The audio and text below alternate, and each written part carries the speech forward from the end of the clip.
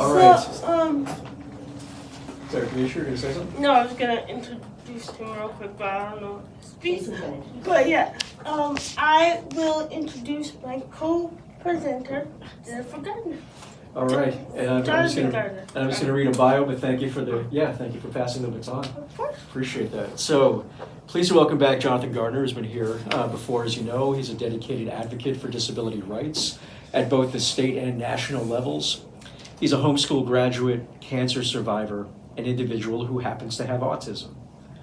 Jonathan serves as an official ambassador for Operation House Call through the ARC of Massachusetts, a Flutie Fellow for the Doug Flutie Jr. Foundation for Autism, co-chair of the Massachusetts Supported Decision-Making Coalition, and a board member of Massachusetts Advocates for Children. Not too shabby, sir. Oh, trust me, there's been an addition since then. Okay, all right, we'll add it. All right. Jonathan believes, as human beings, our differences enrich each other. Our voices together can be powerful and significant. We should all strive to create a world where everyone's voice is heard and every life is valued. Jonathan, welcome back. Looking forward to your talk. Thank you for that kind introduction, Jason. Good morning, everyone. I'm excited to be here to share my journey as a disability advocate and to talk about why advocacy is so important. I'll also show you how each of us can take action to create meaningful change in our communities. Growing up as someone who happens to have autism, I faced many of the same challenges that others with disabilities experience: misunderstandings, barriers, and feeling left out of decisions that affect my own life. But through advocacy, I found my purpose and began making a difference. My journey started with a personal experience. At age 8, I was restrained and secluded in school. That experience was traumatic, and I didn't want any other children to go through what I did. With support from the Disability Law Center, my family, and other advocates, I shared my story to help pass the Massachusetts Restraint and Seclusion Law. Since then, I've worked on many advocacy efforts, from supporting support decision-making as an alternative to guardianship to helping train future doctors through Operation House Call. My goal is to create a world where people with disabilities are respected, valued, and able to live self-determined lives. By sharing my journey, I hope to inspire others to stand up for their rights and create change. Next slide, please.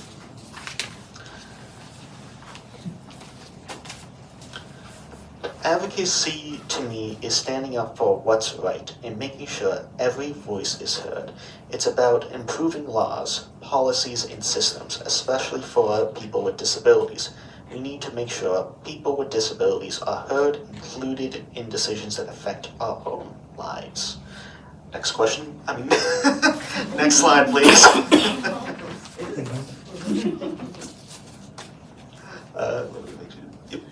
Yeah, there's a Advocacy is important because without advocacy, we wouldn't have things like the Americans with Disabilities Act or the ADA.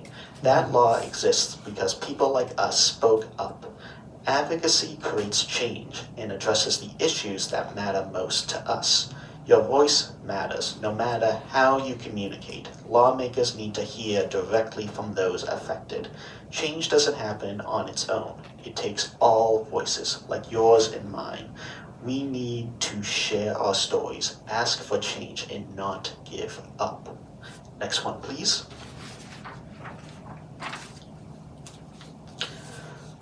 One of the most powerful tools we have is our story. I've seen how sharing mine can move people, change minds, and even change policies. Your personal experience is a powerful tool for advocacy. Sharing your story can raise awareness and push for meaningful change. Next one, please.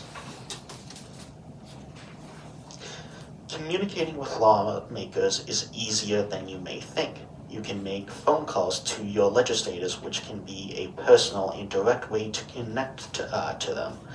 You can email your legislators, which can be a thoughtful and clear way to share your story.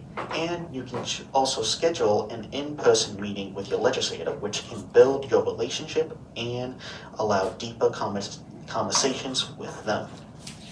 Next one, please. Let me tell you a little bit about how laws are made. It might sound complicated, but once you break it down, it's really just a process, and anyone, even people like you and me, can be part of it. Step 1. It all starts with an idea. Every law begins because someone sees a problem and wants to fix it. That someone could be a lawmaker, an advocacy group, or even you. Step 2. A bill is written. A legislator takes that idea and writes it into something called a bill. That bill gets introduced in either the House of Representatives or the Senate. Step 3. The bill goes to committee. This is where a small group of lawmakers called a committee looks closely at the bill. They study it, ask questions, and sometimes suggest changes. This step can take time. Step 4. Lawmakers debate and vote. If the committee approves the bill, it moves forward. Then lawmakers debate it. Some are aware of it, some may be against it. After that, they vote.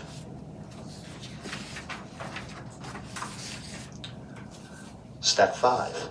The bill moves to the other chamber. If the bill passes in the House, it goes to the Senate, or the other way around. The process happens again, committee debates and votes. Step 6.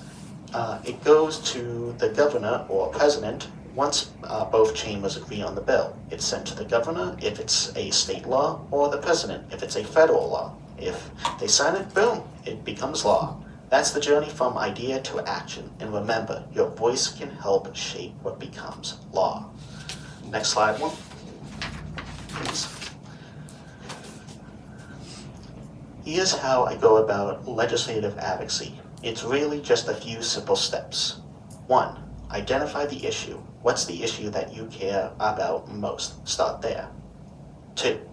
Find out who your lawmakers are. You can go to malegislator.gov and look them up by your address.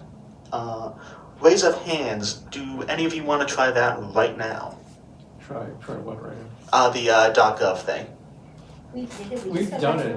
Oh. Yeah. Oh, never mind then. We've done it. But before you go on, so Rev. Garbley spoke with us as well. So this picture is making the rounds. I want you to know that, like, you are, the face of this movement, and I want to express my appreciation of that. So please go on. Me and my bald head. Yes. Yes. Step 3. Share your story. Introduce yourself and explain why this issue is personal to you. Real stories help lawmakers understand what's really at stake. 4. Ask for support. Be clear and direct. Let them know what you're asking them to do. That's it. Advocacy isn't about being perfect. It's about being real and speaking up. Next one, please. You're on that slide already. Oh, what? You're on that slide. Yeah, Oh. you're good, hon. Thank you. Good. Sorry. I got confused there for a second. Now, if you take up the page titled Communicating to Create Change, I believe there was a packet. Go ahead, keep going. Oh, okay. You're good. I'd like to walk around through how I make advocacy asks. The example I'm going to share is something very personal to me. It's also an issue we can all take action on today. This is the message I wrote to my legislators, asking them to restore full funding for DDS/DESE programs. 1. I start with introducing myself. Hello, my name is Jonathan Garner, and I care about restoring full funding for the DDS/DESE program because it made a lasting impact on my life.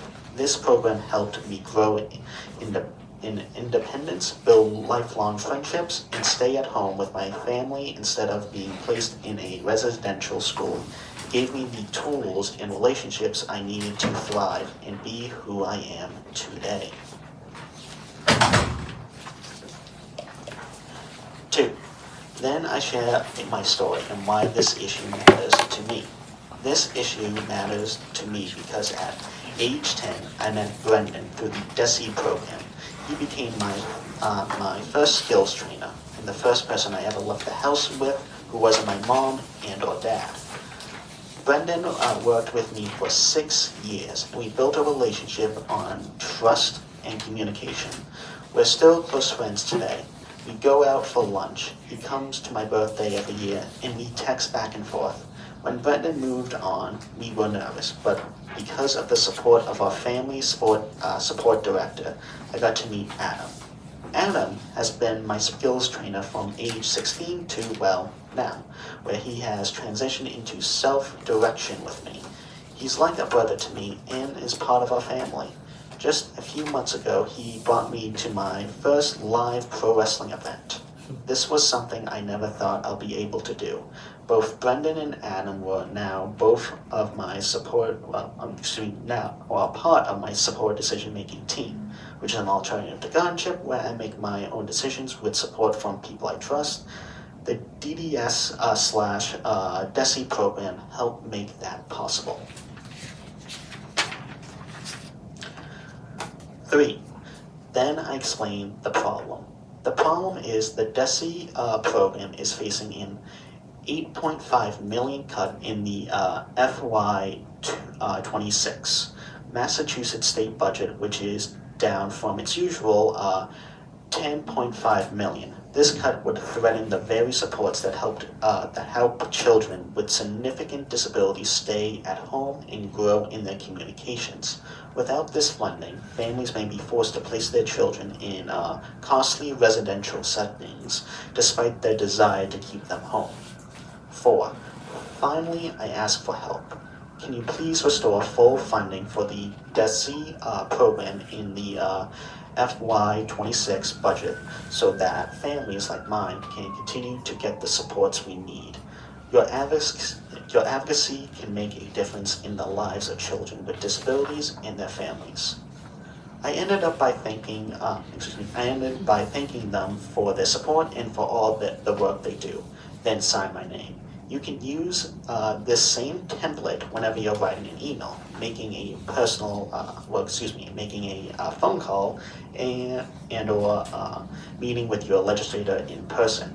Now, I want to ask for your support. If you believe the DESI program should have its full funding restored, you can take action. Just scan the QR code on the flyer that says "Action Now. Ask your representative to restore DDS / DESI funding."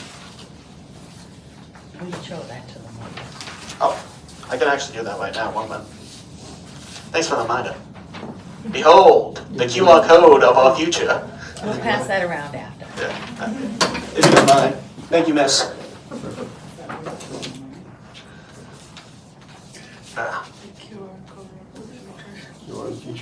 They are extremely helpful, especially with business cards.